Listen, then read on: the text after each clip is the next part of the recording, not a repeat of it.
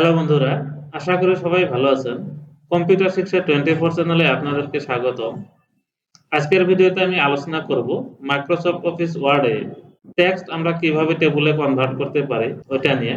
তো আসুন ভিডিওটি শুরু করি। তো এখানে দেখেন মাইক্রোসফট অফিস ওয়ার্ডে একটি ডাটা রয়েছে। এই ডাটাটি এখানে নিচে দেখেন টেবলে কনভার্ট করা রয়েছে। তো এই ডাটাটি কিভাবে আমরা টেবল হিসেবে কনভার্ট করতে পারি ওটা শিখে নেব। তো প্রথমে এই টেবলটি ডিলিট করে নেব। এবার আমি আপনাদেরকে শেখাবো কিভাবে কনভার্ট করা যায়। তো তার জন্য প্রথমে আমরা সিলেক্ট করে নেব। সিলেক্ট করে নেওয়ার পর কিবোর্ড থেকে শর্টকাট অল্ট ধরে এন টি ভি প্রেস করব। তারপর এখানে দেখেন কনভার্ট টেক্সট টু টেবল একটি ডায়লগ বক্স ওপেন হয়ে গেছে। তো এখানে টেবল সাইজ রয়েছে নাম্বার অফ কলাম। তো এটি আমরা কয়টি কলামে ভাগ করব।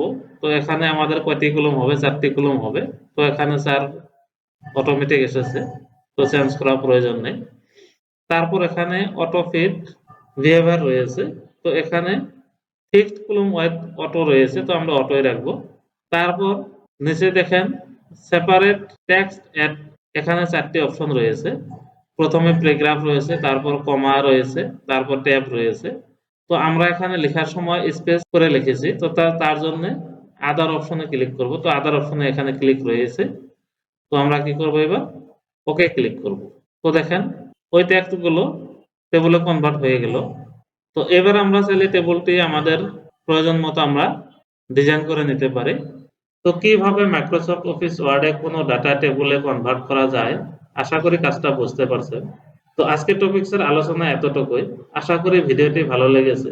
তো ভিডিওটি ভালো লাগলে লাইক করবেন, কমেন্ট করে মতামত জানাবেন, বন্ধুদের সাথে শেয়ার করবেন এবং পরবর্তী এই ধরনের কম্পিউটার রিলেটেড টিউটোরিয়াল পাওয়ার জন্য চ্যানেলটি অবশ্যই সাবস্ক্রাইব করে নেবেন। আর পাশে থাকা বেল বাটনটি প্রেস করে ওখানে অল প্রেস করে রাখবেন পরবর্তী ভিডিও নোটিফিকেশন সবার আগে পাওয়ার জন্য। Thank you.